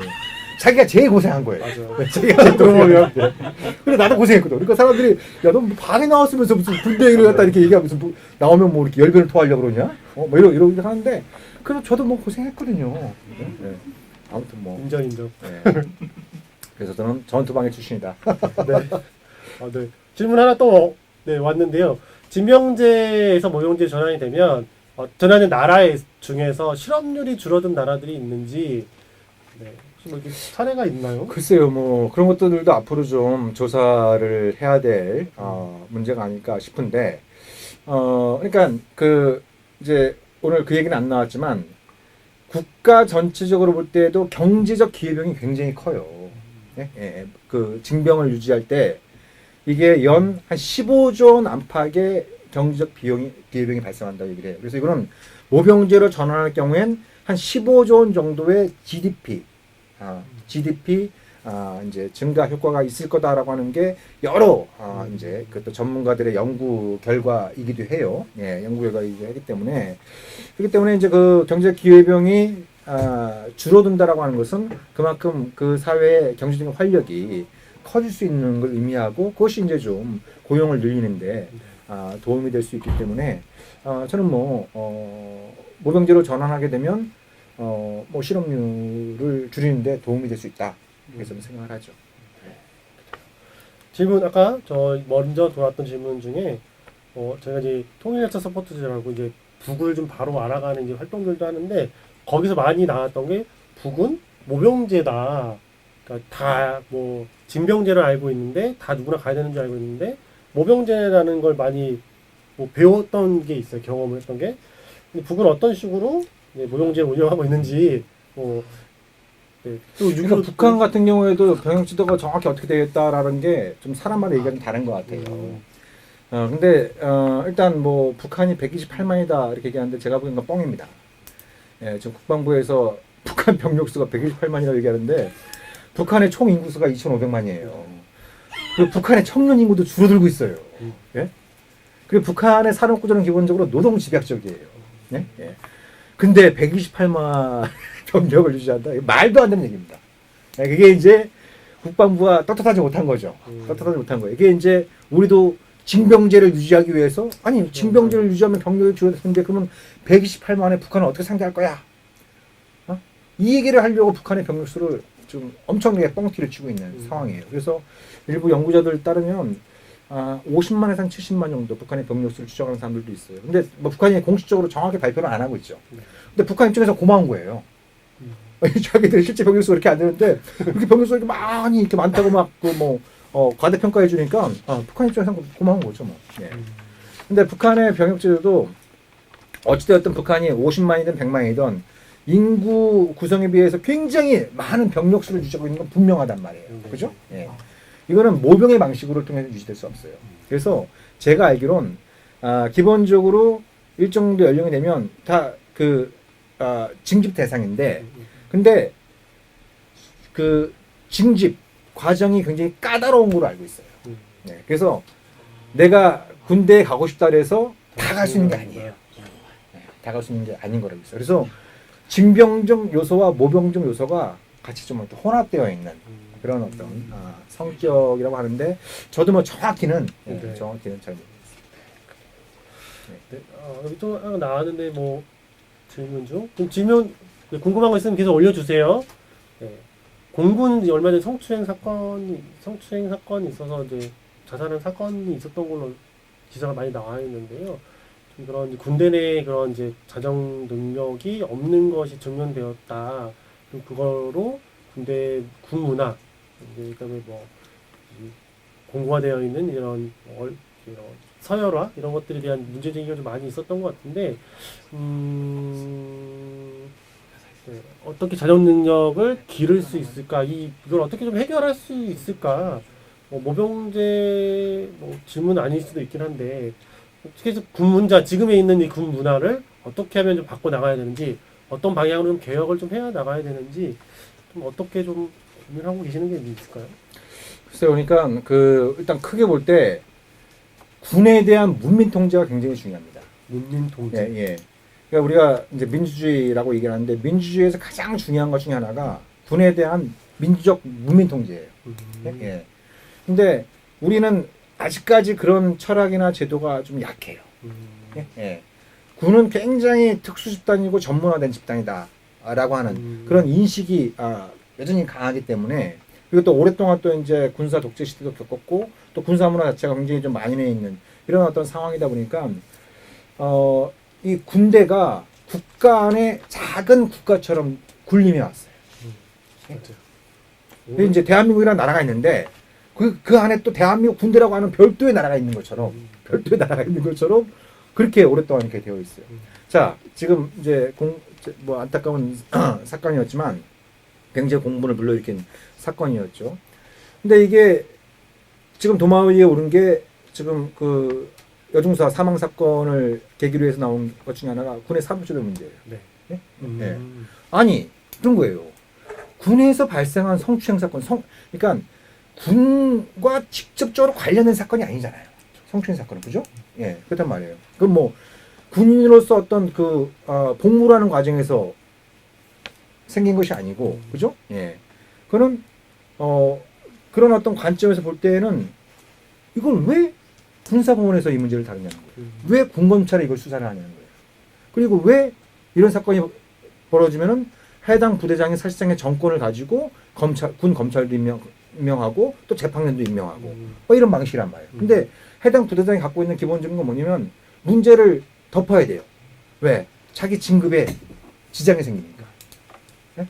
그러니까 뭐 해당된 부대에서 문제가 생기면 그 해당 부대장이 문책을 당하는 경우가 있단 말이에요. 그죠? 예. 그러니까 무슨 사건이 발생하면 그 사건을 잘 처리하는 이런 어떤 관점보다는 이게 어떻게 하면 이 사건을 갖다가 덮을 수 있을까? 이런 쪽의 생각을 가지고 사건을 접하는 경우가 다반사인 거예요. 예. 그래서 기본적으로 방금 말씀드린 것처럼 군에 대한 문민 통제라고 하는 것은 가능한 사법제도 또 의료 체계, 그죠? 뭐 의료 체계도 뭐 최근에도 그런 문제들이 발생했습니다만, 아니 군에서 이러저러한 이유 때문에 다치거나 병든데 제대로 치료를 받지 못해가지고, 그죠? 예. 치료를 받지 못해갖고 평생 그 후유증을 안고 제대하는 경우도 많이 있단 말이에요. 그렇잖아요? 예. 그렇게 할 것이 아니라 기본적으로 그런 어떤 사법, 의료 이런 부분도 관련된 부분들은 사회에서 해결할 수 있게, 사회에서 해결할 수 있게 문호를 개방하는. 그래서 군대도 대한민국이라는 국가의 일부라고 하는 그런 관점으로 전환하는 것이 저는 가장 바람직한 방법입니다. 그래서 군의 자정력을 기대할 것이 아니라 그 군을 어떻게 민주적으로 통제할 것이냐, 또 사회화할 것이냐 이런 관점에서 접근하는 것이 좀 타당하지 않을까 싶어요. 네. 모병제 내용은 아니긴 하지만 지금의 군대 내에서 발생하는 여러 가지 문제들에 대한 방도에 대한 이야기도 많이 해주셨는데요. 저도 이야기 들으면서는 모병제 그냥 도입해라라고 해서 그냥 도입하고 끝날 게 아니라 이게 잘 적응이 되고 잘 적용이 될 수 있게끔, 그리고 모병제로 인한 도입으로 해서 얻을 수 있는 이익들, 그리고 긍정적인 것들도 잘 이제 저희도 감시도 하고 잘 이끌어 나갈 수 있는 그런 제도들도, 그리고 군 개혁도 좀 필요하다, 이런 이야기까지 좀 해주신 것 같습니다. 네. 질문. 현장 질문이 좀 있어서 좀 받아보도록 할게요. 네, 저는 이제 육군이긴 한데 제가 알기로 미국이 어쨌든 전작권이 있고 그리고 이제 상대적으로 우리나라가 육군 수가 엄청 많은 이유가 상대적으로 우리는 육군 이제 땅개, 그러니까 좀 총알바지하는 역할들이 상대적으로 많고 이제 나중에 해군이랑 공군 쪽에 이제 미국에 많이 의존을 해서 상대적으로 육군이 좀 비이상적으로 많다, 그런 얘기 좀 들었었는데 이게 나중에 모병제 전환할 때 좀 걸림돌이 되지 않을지. 왜냐면 이제 미국에서는 어쨌든 이제 좀 그런 문제로 어쨌든 전작권 문제나 이제 상대적으로 육군수가 많은 걸 이제 줄여야 되는 문제가 있다 보니까 그런 좀 생각이 드는데 혹시 강사님의 의견은 어떠실지. 그게 아주 핵심적인 문제죠. 핵심적인 문제 중에 하나예요. 그러니까 이제 우리가 미국하고 연합방위 체계를 이루고 있는데 미국이 이래저래 전쟁을 많이 해봤단 말이에요. 이라크, 아프가니스탄, 이런 데서도 이제 최근만 보더라도 많이 해봤어요. 근데 미국이 전쟁을 수행하는 과정에서 처음에는 이런 꼴을 당할 줄 몰랐죠. 네? 처음에는 예를 들면 안정화 작전이다. 예를 들면 이라크를 침공해갖고 후세인을 제거하면 이라크 시민들이 성조기를 들고 막 미군을 환영할 거라 생각했던 거예요. 그죠? 네, 막 환영을 생각했던 거예요. 근데 웬걸? 총을 들고, 그죠? 부비트랩을 들고 미군에 저항을 하는 거예요. 예? 그래서 그 과정에서 굉장히 많은 미군 사상자가 발생했단 말이에요. 그것이 이제 그 전쟁을 결정한 해당되는 대통령, 또 정치인들한테 엄청난 또 정치적인 부담을 작용을 하고, 이런 어떤 과정에서 이제 한미 연합방위 체계의 성격도 많이 바뀌게 돼요. 예? 그래서 과거에는 한반도 유사시 69만의 미군이 증원된다. 말도 안 되는 얘기야. 말도 안 되는 얘기고, 미국은 주로 이제 해군, 공군 중심으로 가고 사람들이 많이 죽을 수 있는 지상 작전은 또 유사시 이제 안정화, 북한 안정화 작전은 주로 한국 육군이 많이 맡게 되는 것이죠. 그래서 원래 그 노무현 정부 때 2020년까지 우리 병력 수를 50만으로 줄이기로 했어요. 그때 노무현 정부 때 60만이 좀 넘었는데 그걸 2020년까지 50만으로 군 복무 기간을 단축해서 줄이기로 했어요. 근데 이게 이명박 정부, 박근혜 정부 때 없었던 일이 됐는데 그 없었던 일이 된 이유 중에 하나가 그때 이제 육군 수뇌부를 중심으로 해서 무슨 얘기가 나왔냐면 북한에서 한번 난리가 나면 그러면 이제 한미연합군이 들어가서 북한을 안정화시켜야 되는데 그리고 이제 통일을 해야 되는데 미군은 이제 우리는 피 흘리는 건 좀 곤란하니까 우리는 주로 좀 들어가 갖고 뭐 핵무기나 이런 대량 파괴 무기 탈취를 확보하는 거 하고 안정화 작전은 주로 한국군이 맡아라. 그때 그래서 개선된 게 한국군이 육군이 그러니까 안정화 작전에 필요한 병력 수를 46만으로 뽑았어요. 46만 명. 예. 그러니까 안정화 작전에 필요한 병력 수가 46만이니까 뭐예요? 50만으로 줄인다? 말이 안 되는 얘기예요. 그래서 그게 없었던 일이 되어버렸어요. 없었던 일이 돼버린 거죠. 그래서 이제 우리가 그 모병제로 전환하게 되면 아까 말씀드린 것처럼 30만 정도로 감군을 한다고 할 때 아주 강력한 반론 중에 하나가 전쟁이 터지면 북한이 예를 들면 남침을 하거나 북한에서 무슨 내부적으로 큰일이 발생해가지고 통일을 하려고 그러면 그 통일을 위해서 필요한 안정화 작전이 필요하고 그 안정화 작전을 위해선 상당한 수의 지상 전력이 필요한데 그걸 위해서 30만 원 택도 없다. 이런 주장이 제기될 가능성이 높죠. 그럼 거기서 우리가 이런 문제를 제기를 해야 됩니다. 아니 도대체 북한을 안정화해서 무력으로 통일한다라고 하는 그런 국방 정책의 목표를 우리가 언제까지 가져갈 거냐. 그리고 그게 현실적으로 가능한 얘기냐. 네? 그 과정에서 우리가 흘려야 될 피가 도대체 뭐 북한은 말할 것도 없고 그죠? 우리가 흘려야 될 피가 도대체 얼마나 되는 거야. 우리가 입게 되는 경제적인 유명의 피해가 도대체 얼마나 큰 거냐. 네? 미국은 그걸 경험해가지고 이제 더 이상 우리는 안정화 작전 안 할래. 네? 이렇게 나왔는데 우리는 거꾸로 그 안정화 작전을 하겠다고 대규모의 병력이 필요하고 그 대규모의 병력을 유지하기 위해서 징병제를 계속 가야 된다. 과연 우리가 그런 현실을 계속 받아들여야 되는 것이냐 라고 하는 우리가 좀 또 근본적인 질문을 해야겠죠. 네. 그래서 국방정책의 목표가 좀 바뀌어야 돼요. 국방정책의 목표를 유사시에 북한을 무력으로 점령하겠다. 그러면 이제 앞으로 50만 원을 줄인다잖아요. 제가 보기엔 100만으로도 부족해요. 100만으로도 안 되는 얘기예요. 그것도. 안 되는 얘기예요. 예. 그래서 그런 좀 말도 안 되는 국방정책의 목표는 좀 이제 내려놓고 본인의 목표 있잖아요. 전쟁이 일어나지 않도록 그죠? 국방에 안정을 본다고 한다면 억제를 갖추고 억제가 실패할 땐 격퇴를 하고 응징을 하는 이런 정도 수준으로 이제 국방정책의 목표를 잡아야지 그걸 넘어가지고 차제 무력으로 통일까지 할래. 저는 이제 그런 국방정책의 목표는 우리가 마땅히 이제 확신할 필요가 있다 그런 생각이 들죠. 제가 원래 마지막 질문하려고 했던 게 이미 답을 해주셔가지고 그러니까 어떤 방향으로 좀 군이 개혁이 해야 되는지와 그리고 우리 군의 역할 이후에 그러니까 지금의 군의 역할이 아니라 평화의 시대 그리고 좀 뭔가 사회가 좀 더 나아졌을 때 그 시기에 이제 군대는 어떤 역할을 좀 해야 되는지 말씀해 주셨는데 지금 당장 좀 너무 이상적이다 뭐 어이없는 그런 국방의 방향 그리고 정책들부터 좀 문제 제기와 그리고 바꿔 나가야 된다는 이야기를 좀 해주신 것 같습니다. 두 가지 질문이 있는데요. 이거는 제가 따로 이렇게 그 모병제 관련된 도움이 될 만한 영상과 서적은 제가 알기로는 최근에 소장님 책이 평화건축과 모병제 관련된 내용이 좀 있어요. 네, 그래서 그 책을 좀 추천해드리는 게 있고요.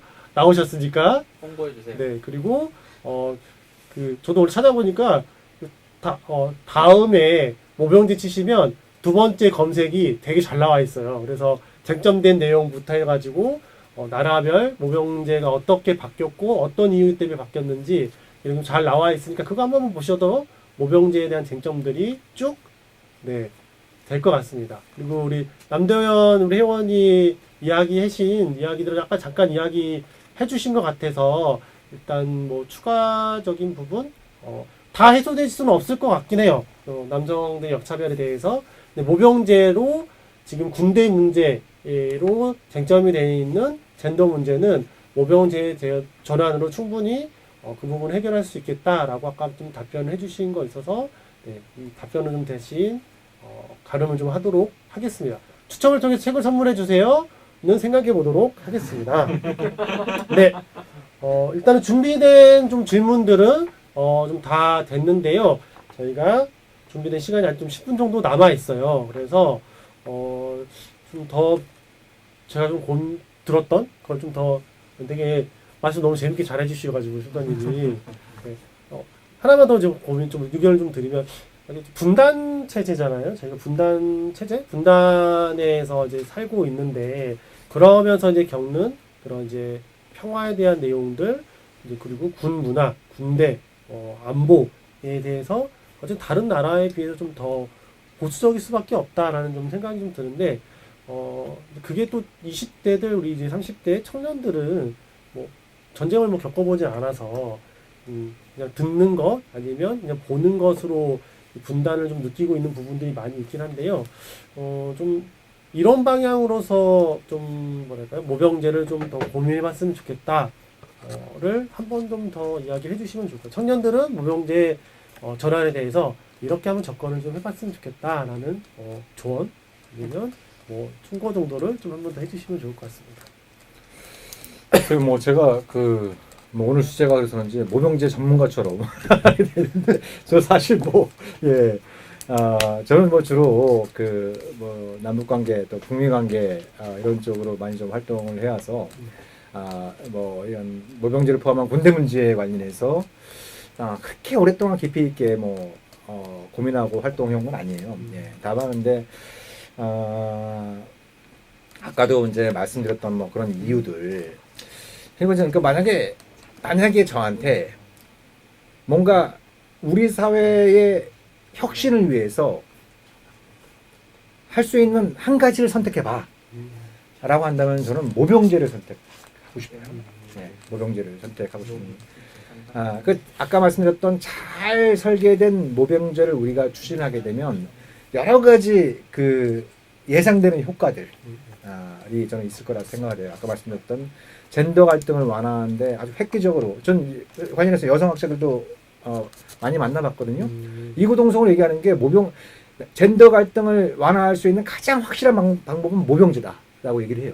네, 여성학자들도 그런 분들이 있고 그리고 이제 우리 좀 이 빈곤층 혹은 굉장히 좀 어려움에 처한 청년들에게 기회 사다리를 하나 아주 멋진 사다리를 하나 놓을 수 있는 아주 소중한 계기가 될 수 있다. 그러니까 사실 그래요. 그러니까 자꾸 제가 옛날 얘기하는 것 같아서 좀 꼰대스러운 이런 부분이 있는 것 같은데 그러니까 제가 어렸을 때나 젊었을 때에 비해서 지금도 젊지만 아무튼 그에 비해서 지금하고 굉장히 여러 가지가 많이 달라져 있는 것 같아요. 굉장히 여러 가지가 많이 달라진 것 같아요. 예를 들면 옛날에는 못 사는 집 애들이 공부 잘한다는 얘기가 있었어요. 가난한 애들이 공부 잘한다. 꼭 그런 건 아니에요. 네. 꼭 그런 건 아닌데 근데 그 속에는 무슨 얘기가 깔려 있었냐면 가난한 집안의 애들이 상대적으로 동기부여가 강해요. 내가 좀 공부를 좀 열심히 해야겠다 이런 동기부여가 강한 분도 있고 사회적인 시선도 가난하다는 이유 때문에 뭐 차별하고 멸시하고 이런 것들 자체가 별로 없었어요. 많지가 않았었어요. 오히려 때에 따라서는 잘 사는 애들이 그걸 감추려고 자기가 잘 사는 걸 감추려고 하는 이런 어떤 분위기조차 있었어요. 예. 그리고 또 저 어렸을 때는 보면 저도 그런 권유를 많이 받았었는데 또 못 사는 애들이 운동선수가 되는 경우가 많았었어요. 못 사는 애들이 이렇게 운동선수가 되는 경우가 많았었는데 전 요즘 얘기 듣고 깜짝 놀랐어요. 예? 예. 그러니까 예술계, 미술, 예술, 음악 이런 것도 통칭해서 이런 것뿐만 아니라 체육계도 집안이 가난하면 운동선수 되는 건 꿈도 못 꾼다는 얘기 듣고 깜짝 놀랐어요. 예. 도대체 사회가 어떻게 됐길래 이 모양이 됐나. 계속 그래서 어떤 이 빈곤의 대물림으로 가는 게 갈수록 심해지고 있는 이런 어떤 상황들을 보면서 그럼 도대체 이걸 어떻게 좀 이런 걸 좀 바꿀 수 있을까? 그건 가난한 사람한테도 불행하지만 그 가난한 사람들하고 같이 살아야 되는 다른 사람들한테도 불행한 일이거든요. 분명히 불행한 일이에요. 그렇잖아요. 예. 그럼 이런 상황들을 좀 어떻게 하면 바꿀 수 있을까? 그래서 저는 제가 머리가 나빠서 그런지 모르겠지만 모병제가 분명히 그 기회의 창을, 기회의 문을 하나 열어줄 수 있다. 만병통치가 될 수는 없겠지만 기회의 문, 아주 중요한 문 하나는 열어주는 데 역할을 할 수 있다라는 또 생각이 또 갖게 되고, 또 저는 남북관계 패러다임을 전환하는 데도 아주 크게 기여할 수 있다고 생각해요. 그건 뭐냐면 남북관계에 여러 가지 독특한 면이 많이 있단 말이에요. 근데 제일 골 때리는 것 중에 하나가 뭐냐면 그거예요. 서로가 전쟁을 억제하는 데 목표를 갖고 있지만 전쟁이 터지면 상대방을 없애버리는 게 목표예요. 그죠? 대한민국은 조선민주주의공화국을 없애고 통일하는 게 목표예요. 전쟁이 터지면. 조선민주주의인민공화국은 대한민국을 없애고 네, 전체를 갖다 조선민주주의공화국으로 만드는 게 목표인 거예요. 지구상에 이런 나라들 없어요. 가만히 생각해 보세요. 최근의 전쟁을 보더라도 미국이 이라크를 침공했단 말이에요. 이라크 전쟁이 터졌어요. 그죠? 이라크라는 나라는 지금도 있어요. 아프가니스탄 지금도 있어요. 리비아 지금도 있어요. 그렇잖아요? 전쟁을 겪어도 그 나라는 뭐 지도자가 바뀌거나 정권은 바뀔 수 있을지라도 그 나라는 있어요. 근데 남북 관계는 안 그래요. 전쟁이 터지면 상대방이란 나라를 없애버리겠다라는 걸 목표로 잡고 있단 말이에요. 예. 그래서 모병제, 근데 북한은 그럴 능력이 없어요. 제가 보기에. 우리도 그럴 능력이 없지만 서로 그런 능력이 없는데 계속 그걸 고수하고 있는데 이게 참 자체가 이제 좀 어처구니 없는 거죠. 그러면 모병제가 남북관계 패러다임을 전환할 수 있다는 건 아까 말씀드린 것처럼 모병제를 통해서 예를 들면 병력 수를 30만으로 줄인다고 하는 건 말로만이 아니라 우리가 북한을 무력으로 흡수통일할 의사가 없다라는 걸 가장 확실히 보여줄 수 있는 방법이에요. 왜냐하면 무력으로 상대를 점령하려면 아무리 무기가 첨단화되고 그래도 우리가 미국, 이라크 전쟁이나 아프가니스탄을 사례부들을 잘 알 수 있잖아요. 그렇잖아요. 무력으로 점령을 한다라고 하는 것은 뭐가 필요하냐면 병력이 필요한 거예요. 군인이 필요한 거예요. 압도적인 수의 군인이 필요하기 때문에 우리가 모병제 도입을 통해서 한편으로는 군의 전문성과 숙련도를 높여서 북한의 군사적인 위협을 억제를 하는, 그래서 평화를 지키는 이런 차원의 의미도 있지만 다른 한편으로는 우리가 무력으로 너희를 점령할 의사가 없어. 그래서 우리는 이걸 통해서 평화적으로 공존하고 싶은 거야. 또 궁극적으로 평화적으로 통일하고 싶은 거야. 백날 이걸 말이 아니라 가장 그거를 행동으로 보여줄 수 있는 방법은 북한을 무력으로 점령할 수 있는 그거는 훨씬 더 낮은 수준의 병력으로 감축을 하는 것이 확실한 시그널을 보내는 것이고, 그걸 통해서 북한도 병력 수를 줄일 수 있는, 남북한이 상호 간에 이제 그런 과정들을 통해서 북한도 우리도 병력 수를 줄여나가고 북한도 병력 수를 줄여나감으로써 서로가 갖고 있는 원초적인 공포감, 원초적인 불신, 즉 쟤네들이 우리를 잡아먹으려고 해. 혹은 우리가 여차하면 쟤네를 잡아먹어야 돼. 이런 어떤 원초적인 공포와 욕구를 해소할 수 있는 이게 말씀드린 방법 중에 하나가 모병제 도입을 통한 병력 감축이다. 이렇게 생각하는 것이죠. 네. 네. 혹시 더 질문은 없으실까요? 네, 마무리를 좀 하도록 하겠습니다. 1시간 반 정도 이제 평화군축 모병제 도입이라는 주제로 좀 정식 소장님을 좀 모시고 좀 강연을 좀 들었고 대화를 나눴는데요. 오늘 강연을 통해서 우리가 모병제 전반을 다 말았다 이렇게 할 수는 없을 것 같아요. 하지만 평화시대 모병제 도입은 필수다. 그리고 또 한 가지는 모병제 도입이 청년의 삶을 좀 바꿀 수 있다라고 하는 두 가지 키워드, 그리고 좀 그걸 가지고 가는 오늘 좀 강연이었던 것 같습니다. 워낙 그걸 다 좀 마지막 또 발언으로 좀 정리를 좀 해주셔가지고 너무 좀 감사하는데요. 한국청년연대는 아까 말씀드린 것처럼 오늘을 좀 시작으로 모병제 도입, 청년의 삶을 바꾸는 평화, 모병제 도입을 위한 대중운동을 좀 펼쳐나갈 계획이 있습니다.